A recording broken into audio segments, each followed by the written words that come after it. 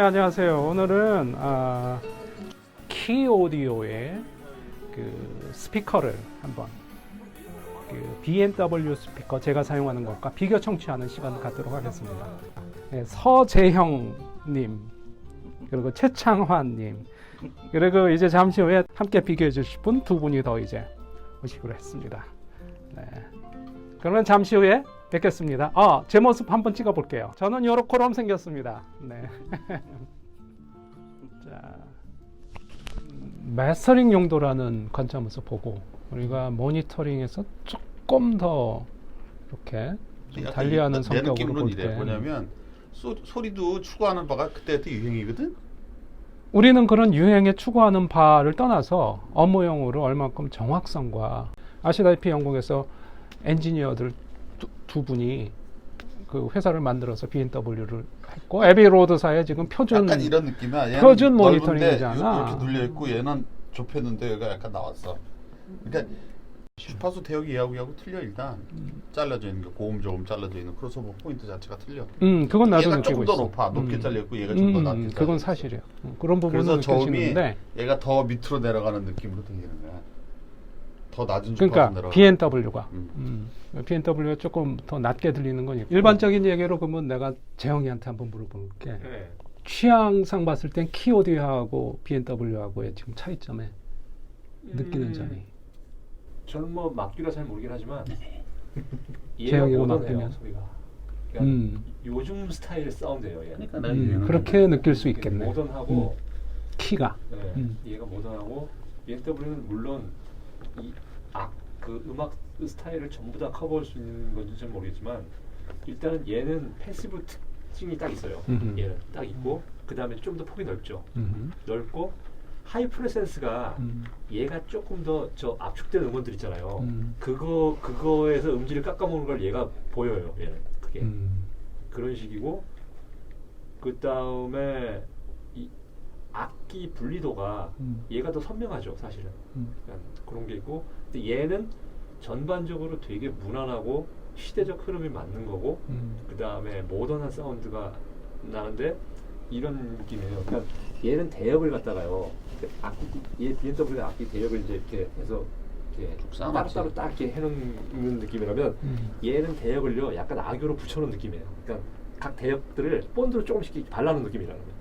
그러니까 밀도를 갖다가 더 높이는 측면에서 그걸 갖다가 약간 좀 뭉쳐, 그러니까 딱 뭐라 그럴까 정렬을 잘해놨어. 공구리를 발라놓은 느낌이라고 그래야 되나? 이렇게 그런 느낌이 들어요. 그게 그러면은 결과적으로 밀도가 결국 농밀도라는 걸로 봤을 땐 키오디오 쪽이 우세라는 결론인가?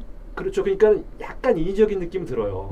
일부러 그러니까 주파수 대역을 전부 다 본드로 붙여놓은 느낌이 들거든요.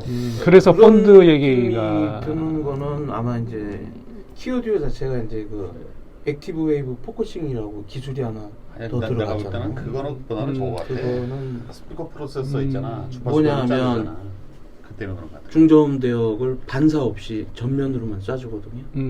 그런 뒤에는 어떤, 완전히 캔슬링을 시켰어요. 뭐 테크놀로지가 이제 그렇죠. 도입됐다. 그러니까 얘는 중저음, 그러니까 미드로우하고 미드 레인지를요 많이 이렇게 뭐라 그럴까 딱 붙여놓은 느낌이죠. 그러니까 그게 예. 그러니까 어떻게 보면 좀 하이파이하고 듣기에는 얘가 더 좋을 수도 있어요. 그 나의 첫인상으로 봤었을 때는 예를 들어서 키오디오가 저렴한 걸로 나왔다 손칠 경우에는 맥키 HR8 같은 경우 그런 계열도 보면은 중고역 대역이 약간 그렇게 이제 튀어나오는 느낌을 난 받았거든. 근데 그런 첫인상이 좀 있는 것 같아. 키는 아닌가? 그래서 고음이 좀 예쁘게 나는 것 같아요. 고역대가 다만 중고역에서 글쎄 한 5K 정도를 볼륨을 올렸을 때는 자칫하면 그게 고대역의 파워가 세서 룸 어쿠스틱이 좋지 않으면 어딘가 소리가 이렇게 좀 공진하지 않을까라는 생각이 아까 들으면서 내가 조금 그랬어요. 약간 레저넌스가 생기더라고. 스피커 프로세서 때문에 그래. 레저넌스가요. 그때 그러더라고. 기술적으로 보면 LC 네트워크라면 고음하고 저음이 편편한데 딱 잘라져 있는 게 아니고 중간에 이렇게 죽어 있어. 살짝 죽을 수밖에 없단 말이야. 코일하고 콘덴서 특성상. 근데 이걸 디지털적으로 프로세스를 시켜놓으면 이렇게 죽지 않고 편편하게 만든 상태에서 딱 겹쳐갖고 자를 수가 있어. 그러면 상대 비교적으로 얘가 꼭 튀어나온 것처럼 들 수 있다고. 오랜 시간 그 음악 작업을 할 경우에 예. 그 모르겠어. 나는 B&W에 오래 해와서 그런지 모르겠지만 좀 편한 느낌은 사실 조금 더 받는데. 그건 저도 그런 생각이 들어요. 그러니까 장시간 듣고 작업할 거면 이쪽이 조금 더 낫지 않나? 그냥 그렇게 하는데. 근데 재영 말대로 키오디오는 확실히 모던한 사운드. 예, 모던하죠. 확실히 느끼겠네. 작업 장시간 하지 마. 요즘 소리. 요즘 소리. 근데 어떻게 보면은 베어풋하고 키오디오하고 같이 이제 비교 테스트를 해보면 명확하게 차이가 날 거예요. 베어풋은 나는 많이는 들어보지 않았지만 네. 저역대역의 해상도가 네. 나름 또 발군의 위력을 발휘하는 거 아닌가. 어떻게 생각해? 글쎄요, 저역대가 좀 너무 지나치다고 생각을 하거든요. 그러니까 결국 네. 그 얘기를 나는 좋게 얘기해서 그렇게 얘기하는 건데 결국은 그런 어떤 방향성이 다르다고 보는 거지. 근데 아까 들어보니까 이런 게 있었어요. 이게 어떤 그 미드 템포 곡이었는데 이제 드럼 나오고 중간에 드럼 킥만 하다가 스네어를 딱딱 치잖아요. 근데 얘로 듣는 그 스네어하고 키로 듣는 거랑 얘로 듣는 그 스네어가요. B&W로. 대역이 달라요. 들리는 게. 그러니까 그 그렇게 네. 느껴져요. 잘라져 있는 주파수 되게 달라. 어택도 다르고 대역이 완전히 달라요. 다르지. 어택에 있어서는 특히 차이가 많이 나는 것 예, 같아. 예. 그게 그 트랜지언트가 많이 달라요. 맞아. 그러니까 이 응답 속도 때문에 그런 건지 모르겠는데. 응답 속도에 예. 영향을 예. 받- 저거 라고 나는 때문에 생각을 더 하는데. 차이가 날 수가 있어요. 뭐냐면 그 B&W 일반적인 스피커는 벌써 이제 벽에서 이제 한번 반사된 음하고 같이 더블링으로 들리거든요. 항상. 근데 키는 그거를 캔슬링을 시켰어요. 그렇기 때문에 차이가 날 수가 있죠. 그렇다는 얘기는 그걸 디지털적으로 캔슬링을 시키는 것이 옳으냐 아니면은 음향적으로 디퓨저, 업퓨저 그리고 또 룸 설계를 해서 예. 아날로그적으로 없애느냐에 또 차이가 있겠네. 그래서 그 의도가 그거였죠. 그러니까 키오디오는 그 어쿠스틱에 돈을 안 들이고도 어느 환경에서도 똑같은 소리를 낼 수 있는 스피커로 만든 거거든요. 그게 장점이죠. 그러겠네. 환경을 잘 안 탄다. 그렇죠. 네. 일단은 패시브는 앰프 매칭도 앰프 매칭이 굉장히 너무 중요하다 어렵고 보니 그래서, 예. 저 앰프 매칭으로 1년 넘게 돈 많이 바꾸고 썼지. 바꾸고 꽤 많이 썼지. 결국은 에비로드 이제 영국 스튜디오에 어떤 걸 쓰나부터 귀 기울이게 되고 그다음 미국의 루카스 필름 스튜디오에는 어떤 걸 사용하나를 또 보다가 코드 앰프와 클래스 앰프로 장착을 하게 됐는데 그 두 가지에 또 그 장단점이 있기에 결국은 코드하고 클래스를 같이 사용하게 되는 상황이 됐는데 확실히 그 매칭에 그야말로 그 미묘한 차이를 결국은 찾기 위해 가지고 많은 시간 투자가 다만 이제 그렇게 되게 되면은 마스터링 스튜디오의 장르별로 이제 여러 스피커를 가지고 번갈아 해야 되는데 그렇게 하려면은 엔지니어의 입장에서도 그 많은 장르와 스피커의 또 매칭을 일일이 생각하다 보면 그 어려움이 많이 따르지 않을까. 경제적인 부분하고 상황. 실제적인 문제하고 잘 크로스오버 시켜야지. 뭐, 그래서 방법이. 보편적인 상황에서 어떤 그 일종의 레퍼런스 또는 어떤 표준화된 우리가 마스터링을 뽑아낼 수 있느냐도 뭐 좋은 것 같고 생각해봐야 되는 거 아닌가. 이게 두 가지를 갖고 가는 것 같아. 전 세계에 완전 표준화되어 있는 게 굉장히 편하지만 그럼 또 개성이 없어. 그러니까 어느 정도는 플러스 마이너스로 왔다리 갔다리 하는데 제품은 완전 표준화해서 만들 수 있는데 인간 듣는 각자기는 완전 표준화를 못하니까. 근데 이 키 같은 경우는 그 리모트에서 이제 프리셋 세팅이 가능하거든요. 상황 따라서. 한 6가지를 EQ를 틀리게 세팅을 다 잡아줄 수가 있어요.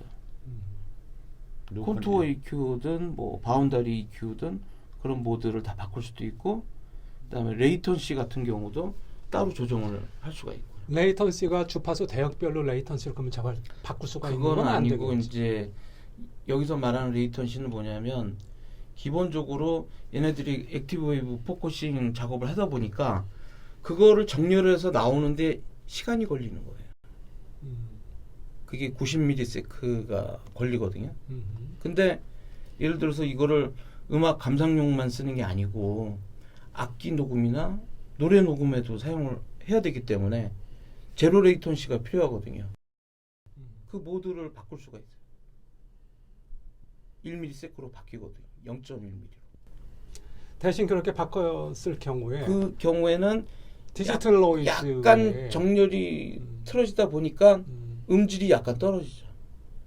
그런 부분이 이슈가 될 수가 있지. 그렇죠. 그러니까 우리가 그러다 보니 천상 뭐 64 정도 이제 레이턴시를 위해서 버퍼를 주기도 하고, 그거보다 더 내려가면은 오히려 사람의 레이턴시가 어쨌든 그 10ms라고 일반인은 얘기하지만 그 결국은 5ms 이하로 떨어지지 않으면은 그 음악적인 느낌에 있어서는 조금 저해 요소가 되기에 낮을수록 물론 좋은데, 늘 그 경우에 어떤 디지털 에러나 또 뭐 지터라든지 저거야. 이런 것도 생각을 해봐야 되겠네. 스피커 하나로 모든 걸 해결하는 헤드폰처럼 되면 문제가 없는데 스피커를 여러 개 쓰면 얼라인먼트에 문제가 나와. 그래서 스피커도 옛날에 참 말이 많았던 게 2Way로 했을 때하고 3Way로 했을 때하고 골지른 부분이 때문에 그쪽으로 얘기하면 또 밤새야 돼요. 우리 2웨이가 좋냐 3웨이가 좋냐로 가면은. 그래서 네. 그런 얘기잖아. 그 100만 원짜리 헤드폰이 1000만 원짜리 스피커보다 더 좋다. 결론은. 왜냐면 유닛 하나에서 나오는 거기 때문에 원래 발생되는 거 조건하고 비슷하니까. 얘는 지금 그럼 안에 앰프가 4개가 들어가 있는 거예요? 6개가 들어가 있는 앰프가 6개, 따로 6개. 따로. 그러면은 그거 크로스오버를 어떻게 해? 크로스오버. 그 D스피커 내장이 돼 있지. 그러니까 이렇게 쓸 거야. 로우 미드 하이를 크로스오버 시켜서 하고 나머지 앰프들은 타임 얼라이먼트 다 맞췄을 거야. 그렇게 했을 거야. 내장 디지털 EQ 성능도 굉장히 좋아야 되겠네. 지금 요 그 제작한 브루노 포지가 네덜란드 이제 그 앰프 회사도 운영을 하고 있어요. 하이파이 쪽. 그게 이제 몰라라는 앰프 회사거든요. 거기에 나오는 앰프가 2채널이 거의 1000만 원이 넘어요. 근데 그 앰프가 6개가 들어가 있는 거야, 한 통에. 엄청 싼 거지. 그거로 따져보면.